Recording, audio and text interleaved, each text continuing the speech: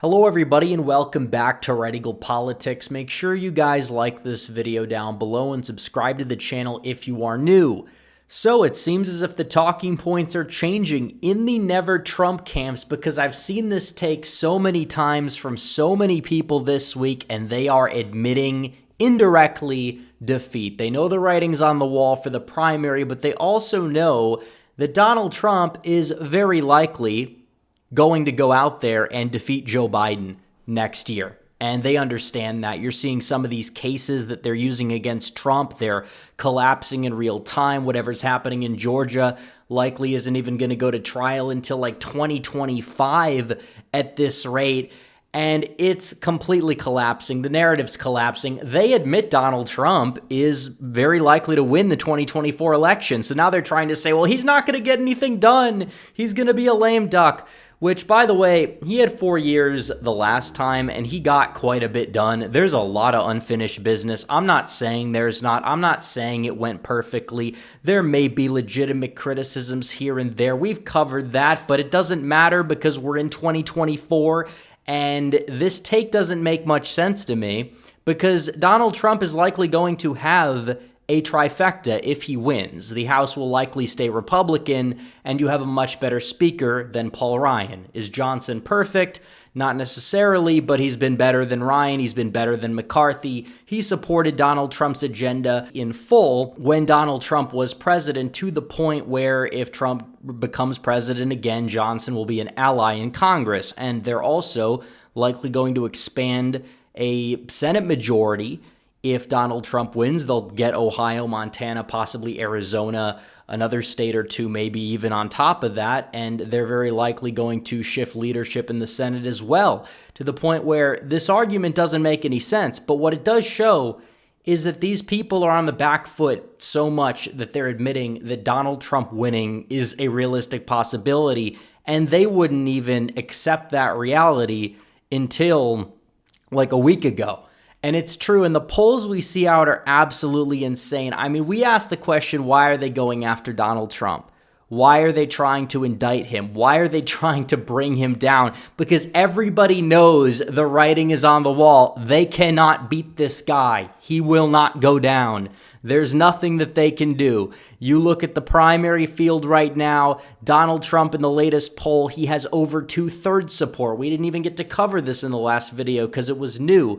DeSantis and Haley down there are fighting for table scraps. He's at 9%. She's at 8%. The 5% of Vivek, that's all going to end up going to Trump anyways at the end of the day too. So it's ridiculous. And it also shows Trump gaining some of the Pence and Scott supporters like on net, the candidates that have dropped out. So you're looking at the big picture here. It's incredible. And that is just for the primary. Of course, the primary is one thing. You can win a primary, lose a general.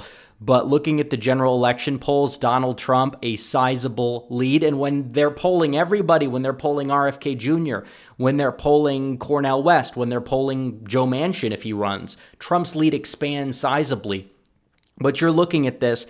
The latest poll shows Donald Trump up by 6 in Harvard-Harris. And one poll that was included from Marquette shows Donald Trump up by 4. Another poll where you go issue by issue, and it shows the American people want Donald Trump back.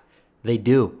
I mean, you hear people say, well, Trump's polling high because they're not thinking of what Trump's presidency would be. Well, if they think about it and they realize how good it was compared to what we have now, I think if anything, his numbers are going to go up. I mean, you look at this poll from Marquette, every single issue, not just one issue, but every issue, the economy. Voters are crediting Donald Trump with the pre-COVID economy. They want to go back to that. Border security. Trump's ahead by 20 points or more on these issues. He's even ahead on Medicare and Social Security.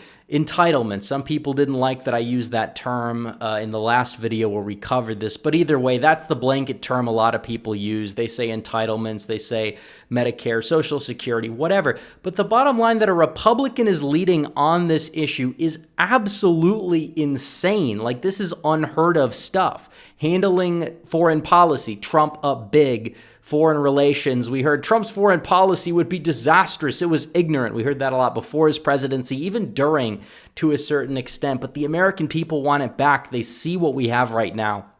It's a disaster. And even issues like abortion, where Democrats have been running on like single issue and winning, the lead of Biden on that is only up by 7 because Donald Trump knows how to navigate the issue better than every other Republican that's out there. And as a result, Donald Trump is winning in the polls, especially on these issues. Even climate change is competitive with Biden and Trump, which is absolutely insane overall. But you look at the issues, Trump's winning on the issues. You have deranged leftists, people like Michael Rappaport crying about how he, might consider Donald Trump because things are getting that bad. I mean, this is what's happening. But the climate shift is absolutely there. That's the bottom line. It's absolutely insane what is going on right now. Donald Trump polling near 47% nationwide. That's his vote total in 2020 in the popular vote. We even see polls that have New York competitive, polls that have California competitive. You're looking at the big picture. Trump is dominating across the board. The numbers are on his side. His primary opponents in their campaigns are on the back foot. I mean, this is where we are at right now. Yeah, we have a year until Election Day. Yeah, there's going to be these trials potentially in some of these cases. But even so, a lot of these cases are falling apart. You see the gag orders being lifted by the appeals courts in many cases. What's going on in Georgia? They're pushing the trial dates back. And on top of that, even in Colorado, Donald Trump is winning lawsuits. They're trying to keep him off the ballot, but they're ruling even in Colorado they can't do that. So you're looking at this. This is why he's being indicted. This is why they have to drum up this controversy, because they know Donald Trump is near unbeatable. It doesn't matter that he's 78 years old. It doesn't even matter to many people that he's 4 times indicted. It doesn't matter. And that was over like a 6-month span. But either way, you're looking at this right here, right now, and it kind of shows that every issue benefits Trump. Pretty much every single issue. Even the ones Democrats could maybe try to run on, drum up support, even then Biden's struggling. So there's 2 things they're going to potentially try to do via conventional wisdom. One would be to replace Biden, but Biden claims that he's not stepping down. He's claiming that the polls are on his side. He's got this delusional ego that a lot of these people that are trying to challenge Trump also have. And it doesn't seem like Gavin Newsom's going to throw his hat in the ring. And even then, we've seen primary polling that shows Joe Biden actually leads Gavin Newsom. So they're not going to really be able to replace Biden. And if they replace Biden with anybody, there's no real guarantee that they would do any better than Biden. They would absolutely be tied to Biden. Somebody like Harris is less popular. Pretty much any Democrat is less popular. I only say Newsom might be a slight threat, potentially because he is a major sociopath, even though he has a record that is extremely long that can be attacked on. He is a vast underperformer in a lot of his elections, even though governor's elections don't always translate nationally, as we know, looking at the DeSantis campaign right now. But nevertheless, what we see is that Donald Trump is up on every issue. They can't hit him. The other thing they're going to try to do is throw the indictments his way. So it's really up to whoever's conducting messaging to start spinning the narrative the right way that it should be spent, that Joe Biden and his Department of Justice are out here acting like a third world dictatorship, trying to imprison their de facto opposition leader, trying to lock somebody up for things that A, aren't even illegal, or B, Joe Biden has done to a much larger degree, because that's exactly what this is. They're trying to keep Trump down. They're trying to make sure that he's spending money. Even if they can't convict him, they're going to make sure that he spends money on legal bills instead of spending money on traditional campaign things.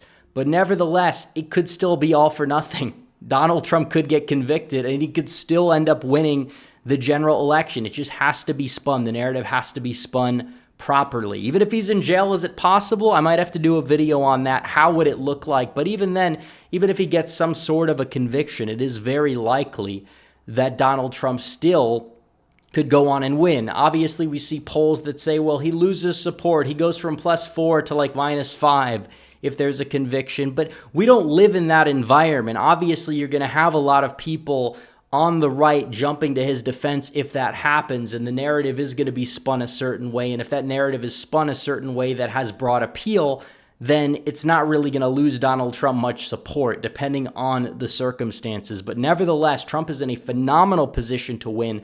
That's why they're going after him. That's the main point of this video. Doesn't matter the issue. Doesn't matter how much money they try to spend against him, making Iowa in the primary or caucus, I guess I should say, a little bit closer. It's not making a dent.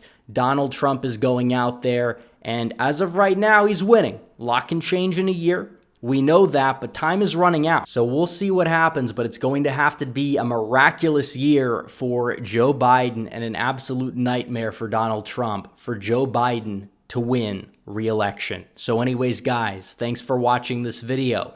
Like this video down below, comment down below, subscribe to the channel, hit the bell for notifications so you never miss another video. Follow me on social media. The links are all in the description down below.